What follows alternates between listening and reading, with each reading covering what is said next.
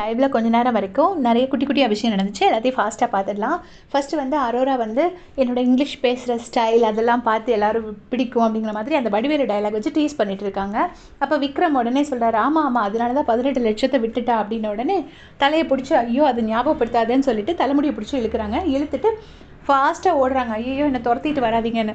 உடனே இவங்கெல்லாம் சொல்கிறாங்க, பாரு பாரு சும்மா ஓடுறா பாரு, நம்ம துரத்தவே இல்லை, இவளாவே தேவையில்லாமல் ஓடுறா அப்படின்னு சொல்லிட்டு சுபிக்ஷாவும் விக்ரமும் டீஸ் பண்ணிட்டு இருக்காங்க.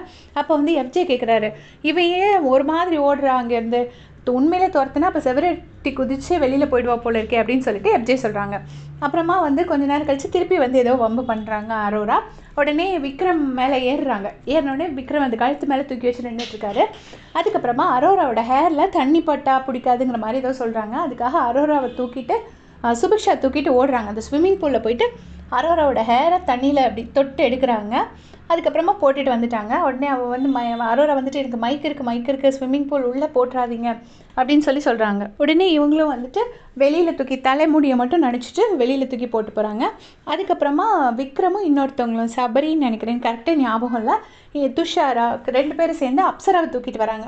அப்சராவை தூக்கிட்டு வந்து அப்சராவோட லாங் ஹேரை மட்டும் எஃப்ஜேயும் விக்ரமும் தூக்கிட்டு வந்து அப்சராவோட லாங் ஹேரை மட்டும் பிடிச்சி லேசாக அந்த தண்ணியில் நினச்சி விட்டுடுறாங்க. அதுக்கப்புறமா பார்த்தீங்கன்னா அப்சராவும் அரோராவும் உட்காந்து பேசிகிட்டு இருக்காங்க. நேற்று நான் ஒரு வீடியோ போட்டிருந்தேன், எத்தனை பேருக்கு ஞாபகம் இருக்குன்னு தெரியல, ஜார்ஜ், கிளாஸ், ஜார்ஜியா, அப்புறம் இந்த மாதிரி லூசி இப்படி பேர் வச்சு ஏதோ ஒரு சீரீஸ் பற்றி டிஸ்கஸ் பண்ணுற மாதிரி பேசிக்கலி சபரி மேலே அப்சராக்கு இருக்கிற இன்ட்ரெஸ்ட்டை பற்றி டிஸ்கஸ் பண்ணுறாங்க. நேற்றே நான் அதெல்லாம் கிளியராக போட்டிருந்தேன். திரும்பவும் இன்றைக்கி வந்து அந்த கான்வர்சேஷன் அதே தான் கண்டினியூ ஆகுது. எதையுமே வந்து வியானாக்கிட்டேயும் ரம்யாக்கிட்டேயும் ஷேர் பண்ணிடாதுங்கிற அட்வைஸை வந்து அரோரா வந்து அப்சராவுக்கு கொடுக்குறாங்க. அவங்க 2 பேரையும் நம்பி எதையும் ஷேர் பண்ணாதுன்னு. அந்த ஃபுல் கான்வர்சேஷன் எனக்கு பார்க்க முடியல, பட் இந்த சீரியஸ் பேர் மாதிரி வச்சு பேசுகிறாங்க. எனக்கு என்ன ஒரே ஒரு டவுட்னா, இது உண்மையிலே எனக்கு தெரியல, மைக் மறைச்சு பேசுகிறது ரூல் பிரேக் மாதிரி, இது ரூல் பிரேக்கில் வருமா இல்லை இது ஓகே தானாங்கிறது எனக்கு தெரியல. 2 பேரும் இந்த மாதிரி பேசுகிறாங்க. இதுக்கு அடுத்தது பார்த்திங்கன்னா திவ்யா வந்து அங்கேருந்து ஓடி வராங்க. வந்து இங்கே சபரி தனியாக படுத்திருக்காரு பீன் பேக் போட்டு. உடனே ஓனர் அவங்க 2 பேரும் நிக்நேம் வச்சுருக்காங்க போல இருக்குது. திவ்யாவோட ஓனர் வந்து சபரி அண்ட் சபரியோட சரசு, திவ்யாவுக்கு பேர் வந்து சரசுன்னு வச்சுருக்காங்க. ஓனர்ன்ட்டே வராங்க. அவங்க ஒரு என்ன சரசுங்கிறாரு. உடனே என்ன இங்கே படுத்திருக்கிற அப்படின்னோடனே கால் வலிக்குது, அதான் வெயிலில் கால் காமிச்சிட்டு உட்காந்துருக்கேன் அப்படின்னு சொல்கிறாங்க. உடனே தைலம் தேய்ச்சா சரியாயிடும் அப்படின்னு சொல்லிட்டு திவ்யா சொல்கிறாங்க. இதில் வந்து எல்லோரும் சோஷியல் மீடியாவில் என்ன போடுறாங்கன்னா, 2 பேரும் ஏதோ 2 நாள் முன்னாடி ஏதோ ஒரு கதை பேசினாங்களா. அந்த கதையில் வந்து எனக்கு இது நான் லைவில் பார்க்கல, எனக்கு தெரியாது.